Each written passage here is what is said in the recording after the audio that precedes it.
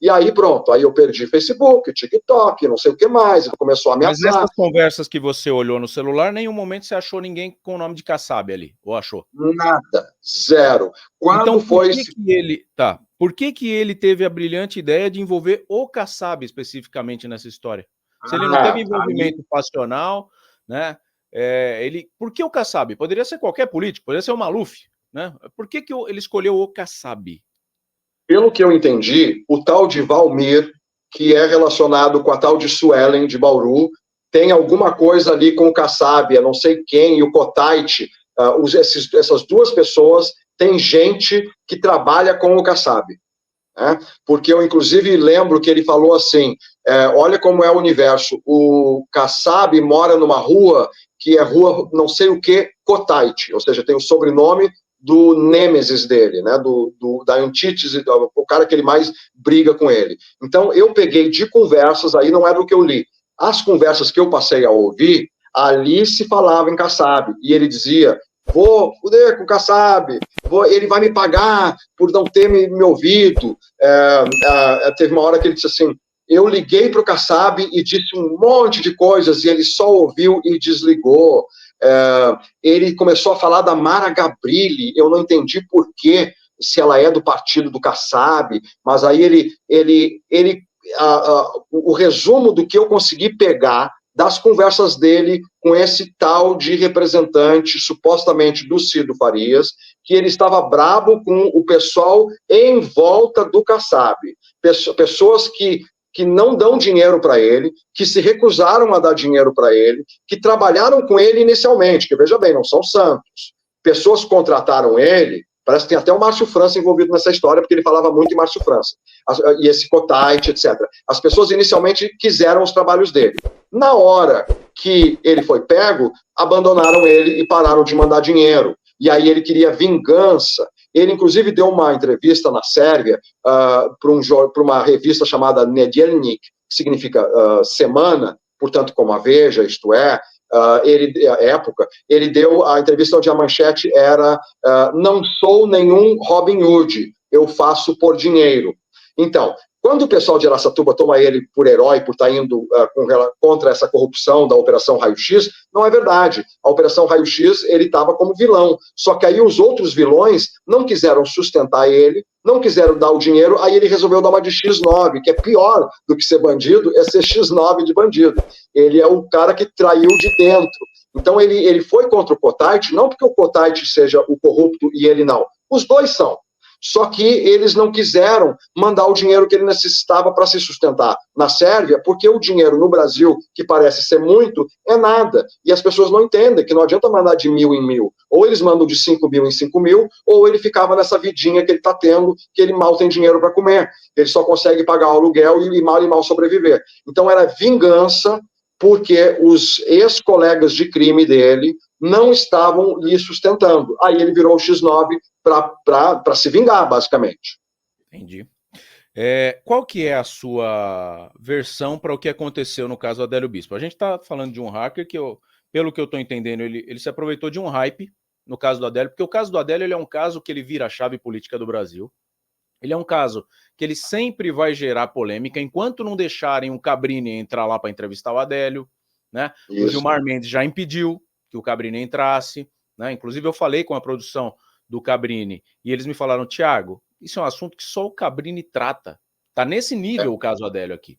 Então nem a produção do Cabrini cuida do Adélio, tá? Depois que eles pagaram passagem, na época do SBT, o Cabrini foi para lá para o Mato Grosso para entrevistar, acabou tendo uma ordem que foi, segundo o que a gente apurou, do Gilmar Mendes, né, do STF, para impedir uma entrevista do Cabrini, que é o melhor jornalista que a gente tem para fazer uma leitura de PNL do entrevistado. É o melhor. Que ele não precisa abrir a boca para a gente saber se ele está mentindo ou não, né? E ele foi impedido. Então, enquanto isso aconteceu, o caso Adélio, ele vai dar hype, tá? Tanto que tem 600 pessoas aqui querendo saber do caso Adélio. E a gente está próximo de um jornalista que estava do lado de um hacker que disse que hackeou o Adélio. E a gente está aqui trazendo verdade. Tá? Então vamos falar sobre o Adélio. Qual que é a sua opinião do que deveria ter acontecido, independentemente do Kassab estar envolvido ou não, pelo que você trouxe, não está. Isso é bom a gente cravar aqui. O Google, de maneira nenhuma, cravou essa informação, Tá? Ele colocou na vitrine uma pessoa que estava falando que o Kassab estava envolvido. E provavelmente aqui a porta está aberta para o Patrick vir aqui se justificar também. Tá? Não tem problema nenhum com isso. Eu não vou dividir tela com vocês aqui porque é deselegante da minha parte. Hoje eu estou ouvindo o Gol, nada impede que a gente ouça o Patrick. Agora, e também divido tela se for preciso. Tá. O que era para ter acontecido no dia da facada, na sua visão? Então, eu até... Posso falar da minha. Posso falar a minha visão depois, mas eu queria a sua para não incentivar.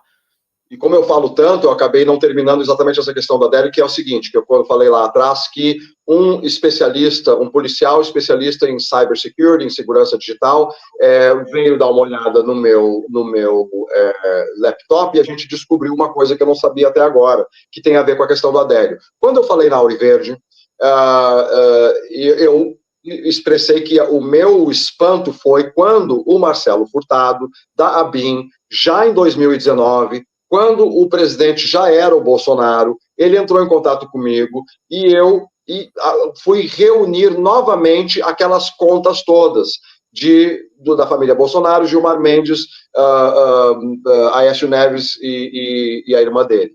Quando eu fui no meu laptop, e aí é que está a questão, eu noto que tinha também uma continha do Adélio Bispo de Oliveira. Ela até tinha um visual completamente diferente das outras. As outras eram com uma faixa amarela, era bem diferente. Essa era só uma coisa, um strip nesse formato, assim, TikTok para cima, e não nesse formato YouTube para o lado. E era azul, tinha o nome, o endereço do Adélio e só uns numerozinhos. Então aquilo me chamou a atenção. Veja bem, quando eu vi, nesse momento, em 2019, que tinha aquela conta, eu pensei, como é que eu não notei essa conta antes?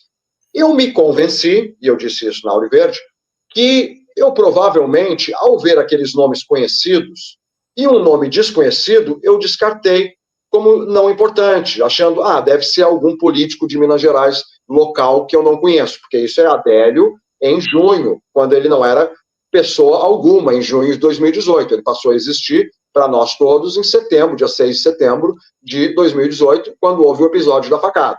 Então, em 2019, acho que lá por março, quando eu vejo a questão do Adélio, eu me convenci de que em 2018 o meu cérebro só não focou naquilo. Mas eu não tinha por que não acreditar que aquela conta estaria no meu computador desde aquela época. Foi só agora, 5 anos e meio depois, que o cara do cybersecurity, ao analisar se isso aqui foi colocado em 2019, essa conta, ele conseguiu acessar lá um código que mostrava a data, não sei o quê, ele disse assim, isso aqui entrou no teu computador em 2019. Eu disse, peraí, mas como assim? Não entrou em 2018? Ele me mandou em 2018. Ele disse, mas está no teu computador desde 2019. E tem outro detalhe, as outras contas ele me mandou por e-mail. Foi uma conta que não foi pescada antes do Adélio ser notório, ele pesquisou depois. Exato. Bingo, gol, checkmate, aí é que tá. Eu também fui olhar no meu Gmail, e no meu Gmail tinha todas essas contas, não a do Adélio. Mas foi assim que eu recebi as contas, foi por Gmail. E aí eu dei download e botei no meu computador, numa pasta que ficou eternamente no meu computador, né, que está bem velhinho, inclusive, já estou precisando de um novo. Mas aí esse especialista, esse policial, disse assim, não só não entrou no teu Gmail, como foi colocado no teu computador em 2019. Eu digo, e tem o zumbi. Então ele já está no meu computador todo esse tempo e ele botou essa conta do Adélio já quando o Adélio era famoso. Então despenca completamente toda aquela primeira versão que eu, inclusive, trouxe para a Auriverde e para o 247, dizendo... olha, fica estranho como é que alguém saberia quem é o Adélio antes de o Adélio ficar famoso. Se alguém sabia, se é o Kassab ou qualquer outra pessoa, essa pessoa tem algum tipo de envolvimento. Não necessariamente é quem é o mandante, mas talvez fosse alguém que estivesse bem informado, soubesse que está acontecendo alguma coisa e estava monitorando o tal de Adélio. Então eu levantei essa hipótese até coisa de 10 dias atrás, quando finalmente esse cara disse, não, isso foi inserido no teu computador. Então, o Patrick inseriu isso em 2019, já com alguma intenção, sem dúvida. Ele, como estava me vigiando, sabia que eu estava falando com a Polícia Federal. ele queria alguma coisa com isso. O que eu ainda não sei. Eu adoraria se a ABIN, a Polícia Federal, a Interpol, a CPI começassem a agir em torno desse cara, porque ele está na Sérvia lá, protegidinho, não foi mandado de volta para o Brasil, e ele está apostando que ele vai continuar na Sérvia eternamente, protegido e continuando a cometer esses crimes. Então, só para recapitular, Adélio, não, aquela teoria inicial de que ele foi contratado para espionar o Adélio antes da facada, não é verdade. Ele espionou, contratado ou não, pode ter sido por conta própria, essa conta do Adélio depois do episódio da facada. Então, se Kassab tivesse de fato contratado ele para hackear o Bolsonaro, não contratou para hackear o Adélio. Então já cai essa narrativa, a palavra da moda, essa narrativa de que o Kassab estivesse por trás da facada no Bolsonaro. Que o Kassab poderia estar por trás de querer saber os telefonemas da família Bolsonaro, do Gilmar Mendes e do Michel Temer, é plausível. Afinal de contas, ele é um grande jogador da política brasileira e esse tipo de monitoramento poderia ser algo favorável. Mas Adélio não entra na história. E eu também não acredito em Kassab em função desses indícios que eu expus aqui nessa conversa. Bom, então qual que é a sua opinião do que deveria ter acontecido e acabou não acontecendo no dia da facada, dia 6 de setembro de 2018? O que o Gogo enxerga de todo aquele episódio, independentemente de hacker? Qual foi a jogada política dali? Foi alguém que mandou fazer aquilo para projetar o Bolsonaro, que não era favorito nas pesquisas, ou foi alguém que mandou fazer aquilo ali para eliminar o candidato de fato? E o que deu de errado na sua visão? Na sequência eu vou falar a minha visão. Certo. A primeira coisa, então, vamos a essa versão da extrema esquerda de achar que não houve facada, que é uma fakeada. Ora, quem é que vai aceitar levar uma facada? E se não foi facada, eu não acredito em teorias da conspiração que envolvam mais de duas pessoas. No fundo, eu acredito só quando envolve uma pessoa, porque sempre alguém trai. Para que fosse fake a facada, todos os médicos do Hospital Einstein teriam que estar em conluio. E mesmo que tivessem na época, digamos que estivessem com medo do comunismo no Brasil, passaram-se os anos, alguma amante, algum filho, algum enfermeiro, alguém teria aberto a boca. E eu não acredito que médicos fossem entrar num conluio desses, fazer de conta que o Bolsonaro ia ter uma cicatriz horrorosa na barriga. Então, eu acredito que sim, houve facada. Não acredito que o Carlos, vulgo Carluxo, teria mandado esfaquear o próprio pai, por mais freudiana que seja e estranha a relação dos dois. Porque não é uma coisa certa, como 1 mais 1 igual a 2, que por causa da facada ele teria esse resultado de popularidade. Isso é uma coisa que a gente sabe é porque aconteceu, aí parece, viu, faz sentido. Ninguém pode prever isso. Eu aposto que se derem uma facada, sei lá, aí pega um político aí que não é tão, não funciona, não é A mais B igual a B. Então eu não acredito nesse plano de alguém. Bom, vamos ao que eu acho que aconteceu. Eu acho que o Adélio não agiu por conta própria. Eu tenho uma experiência casual ou acidental com pessoas que sofrem de esquizofrenia. Eu estou falando esse nome porque ele é mais conhecido. É uma série de classificações, de psicopatias esquizoides, mas vamos usar a palavra esquizofrenia. Eu tive isso tanto na família, quanto com pessoas muito próximas a mim, são 5 pessoas no total, então fui forçado a entender certas coisas. Eu vejo claramente, pelo pouco que nós vimos no Adélio, pelo olhar dele, pelas palavras dele e pelo histórico dele, de passagem por PSOL, depois por partido de direita, de esquerda, enfim, que ele tem sim um distúrbio esquizoide. E as pessoas que têm esse distúrbio, elas geralmente não confiam em pessoa alguma. Eles sofrem de uma certa paranoia. No entanto, eu tive é por isso que eu estou dizendo que eu tive essa relação pessoal, eu descobri com os meus esquizofrênicos que porque eu adotei uma técnica que é deixá-los falar, não contestá-los nas loucuras que eles estão dizendo, eles acabavam criando não só uma confiança em mim, mas uma confiança somente em mim. E aí, como é que eu junto isso com relação ao Adélio? Eu acho que alguém que queria essa facada, sabendo dessa informação que eu estou dando com relação aos esquizofrênicos, achou a pessoa certa para influenciá-lo. É muito fácil colocar na cabeça de um esquizofrênico essas coisas que vai acabar o mundo, se esse cara for eleito, vai haver matança generalizada, enfim, eles gostam de determinados temas que tem a ver com matanças generalizadas, né, como é que se chama? Genocídios, OVNIs, né, é uma coisa interessante que acontece com todos os esquizofrênicos, OVNIs, e essa paranoia, tanto é que alguns mataram os próprios pais, os filhos, etc. São surtos esquizofrênicos.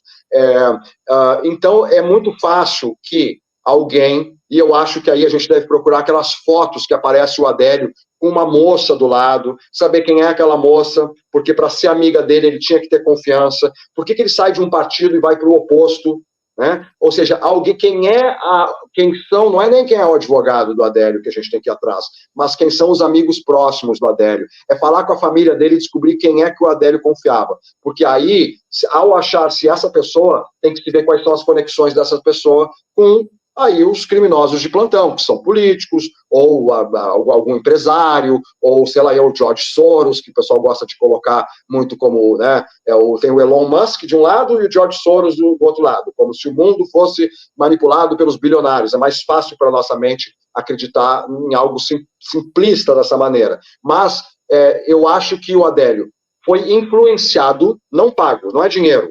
Esquizofrênico, ele era pobre, ele não estava buscando dinheiro, ele estava buscando salvar o Brasil. Ele acredita nisso. E por que pegariam ele? Porque aí não teria como chegar no mandante. Porque é um cara que é louco, não pode ser ouvido, né? E não se chega no mandante. Por que o Gilmar Mendes estaria acobertando? Porque talvez o Gilmar Mendes saiba quem é essa pessoa. Talvez seja das relações dele. O Gilmar Mendes, antes de Alexandre de Moraes virar o principal foco no Supremo Tribunal Federal, o grande vilão, antes era o Gilmar Mendes, que soltava todos os, obviamente, corruptos. É o Gilmar Mendes que consegue milhões para fazer simpósio lá em Portugal, que tem uma família cheia a família do agro, né? Ou seja, um cara muito rico, muito poderoso e de muito suspeito. Então, talvez o Gilmar Mendes, que tem relação com todos os vilões do Batman, com o Pinguim, com o Charada, com o Coringa, ele talvez saiba quem é esse cara. Talvez ele esteja sendo só purista nessa questão de não permitir que haja uma entrevista com um presidiário. Mas até o Lula foi entrevistado, não foi? E teve permissão, e era presidiário. Só se ele está aplicando a questão de que ele tem problemas psiquiátricos, esse tal de Adélio, então, mas eu não acredito que seja isso. Acredito que o Gilmar Mendes talvez saiba, ou desconfie, ou alguém esteja pressionando ele para que não permita. E a chave não está no advogado, a chave está em quem for muito amigo ou amiga do Adélio. Essa pessoa deve ter influenciado a acreditar que o Bolsonaro precisava ser morto, né? E aí por isso houve a facada. Então, para recapitular, não acho que tenha sido uma fakeada, porque não acredito que tanta gente estaria em conluio para acobertar isso, e muito menos o Bolsonaro, que como todo machão é chorão, né? Nós, homens, quando a gente fica doente, imediatamente a gente já vira e ele não iria aceitar levar uma facada, ter problemas sérios de saúde para o resto da vida dele, que inclusive vai ser encurtada em função desses problemas de saúde. E nem que o filho dele, por mais que seja freudiana a relação, fosse estar por trás disso. Agora, veja bem, lembrando a questão do filho dele, Adélio era de classe baixa. Ele não teria como pagar uma passagem para ir de Minas Gerais a Santa Catarina. Ele estava parando em um hostel que custava menos do que a aula de tiro ou a sessão de tiro que ele foi lá ter no dia lá em que ele foi no mesmo clube de tiros que o Carlos Bolsonaro treinava. Então, tem alguém por trás do Adélio. Isso, para mim, serve como uma informação essencial para dizer que o Adélio não agiu sozinho, porque ele não teria cabeça para descobrir onde é que o Carlos Bolsonaro praticava tiro, quando o Carlos Bolsonaro estaria em Florianópolis, porque ele não mora lá. Se fosse no Rio de Janeiro, poderia ser uma coincidência, mora lá, mas não. Quando ele estava lá em Santa Catarina para isso, né? Eu só não sei se ele teve sorte de não ir naquele dia, ou se ele foi avisado também, porque nos bastidores do poder há uma podridão que é generalizada. É por isso que eu não levanto bandeira para quem quer que seja, porque quem chega no topo do poder nunca é limpo, porque no mínimo tem que lidar com o que há de mais podre do crime e do poder em geral. Então, talvez o Adélio estivesse, de fato, sendo monitorado, alguém talvez estivesse sabendo das intenções dele e tenha avisado o Carlos Bolsonaro. Ou talvez, né, Deus tenha feito ele ficar doente naquele dia e não ir ao clube de tiros. Mas isso também mostra que o alvo primeiro era o Carlos Bolsonaro, não o Jair. Por quê? Porque as pessoas sabem que quem realmente, e próprio Jair Bolsonaro sabe disso, quem elegeu o Jair Bolsonaro foi o Carluxo, foi o Carlos Bolsonaro. Foram as táticas dele nessa nova época de mídias digitais. Ele soube aplicar o manual de Steve Bannon, aquele americano que ajudou Donald Trump a chegar ao poder. Ele soube fazer uma versão tupiniquim brasileira, disso, verde e amarela, auriverde, e funcionou. Então, talvez candidatos opostos, mas muitas vezes não é o oposto, mas talvez o de dentro, aquele que não quer perder a sua posição. Porque, veja bem, a partir de Bolsonaro, a direita deixou de ser aquela direita de até então, passou a ser bolsonarista. E, aliás, agora está indo para virar marçalista. Me parece que o Bolsonaro, como eu disse, o Marçal é um algodão doce, rosa, muito gostoso. Então, todo mundo está indo para ele, enquanto que o Bolsonaro é um bom no cachorro-quente. Então, aliás, o que está acontecendo no mundo com a extrema-direita, isso aconteceu aqui na República Tcheca. Existe um partido que seria parecido com o bolsonarismo, do Tomio Okamura, que perdeu o poder porque surgiram 3 partidos de extrema-direita para concorrer entre si. É o dividir para conquistar. Então, eu vou tirar o meu crachá. Você quer saber a minha opinião do caso Adélio? O que era para ter acontecido? Tira o crachá e me conta. Vou tirar, que aqui não é o jornalista. Aqui, de tudo que o jornalista apurou, sobraram algumas informações. Por exemplo, Adélio tinha 3 celulares na ocasião. Essa eu acho que pouca gente sabe. E quem me deu essa informação foi um amigo do Kleines, que foi o militar que protegeu o Adélio quando ele caiu ali, depois que esfaqueou. Então, na minha opinião, ele não agiu por vontade própria, né? Ele tinha assim as neuroses dele, porque tem uma entrevista que ele fala, se esse cara for eleito, ele vai matar todo mundo do MST, né? Ele fala. Depois ele fala que o alvo dele era o Temer também, não era o Bolsonaro, mas o Bolsonaro veio por tabela. Então eu acho que era para ele ter matado o Bolsonaro, a mando de quem eu não consigo saber, ninguém sabe, ninguém viu, é a resposta que a gente precisa quando liberarem ele para uma entrevista, porque o Cabrini falou com a Richthofen, o Cabrini não falou só com o Lula preso, falou com a Richthofen presa, falou com o maníaco do parque, né? Tem um monte de casos com os irmãos Cravinhos, né? Então, falou com aquele que atirou no cinema também, que eu nem lembro o nome dele aqui, o Rugai, acho, Gil Rugai. Então, todo mundo que está preso pode dar uma entrevista. É questão de querer, que esse é um crime político que foi contra um candidato que virou presidente, né? Então, a coisa fica mais grave. Mas a questão era, o Bolsonaro deveria ter morrido na facada e a galera deveria ter linchado o Adélio. Eu acho que esse era o plano. Não aconteceu nem a morte do Bolsonaro, não aconteceu nem o linchamento do Adélio por conta do Kleines, que a gente conseguiu entrevistar dentro de um presídio militar. Ele estava preso, militar preso porque falou contra o sistema dele lá na cidade dele quando foi candidato a deputado, na mesma ocasião. Ele estava no dia da facada fazendo campanha, né? E aí acabou que caiu no colo dele e começaram a fazer mais ou menos que nem o Adélio, falar que ele era incapaz, que ele era inimputável. Aí a última informação que eu tive é que ele tinha sido libertado. Não sei agora, o pai dele sumiu aqui e não está respondendo, mas era isso. E aí não aconteceu, então os dois estão vivos. E a gente precisa de respostas. Então, quando o Gogo vem aqui e coloca 2 horas à disposição de uma entrevista, não é porque o Kassab pagou ele, não. Pode ficar tranquilo, tem gente aqui no chat falando, tá querendo passar pano pro Kassab. Não é o perfil. Não conheço o Gogo pessoalmente, mas não é o perfil, tá? O jornalista vocacionado... pobre. Não tem o dinheiro. O Kassab errou de Pix. Atualmente nós temos mais de 30 milhões de pessoas aposentadas, pensionistas da Previdência Social. E a esmagadora maioria dessas pessoas passam pelo chamado superendividamento. Trazendo uma solução prática, rápida e urgente para cada um de vocês, Eu, Milton D'Antunes, juntamente com o Thiago Parigiani, em nossa parceria, estamos apresentando para você um manual prático para você lidar com esse superendividamento. Negociar diretamente com aqueles que são bancos, financeiras e que levam boa parte do que você tem de benefício mensalmente.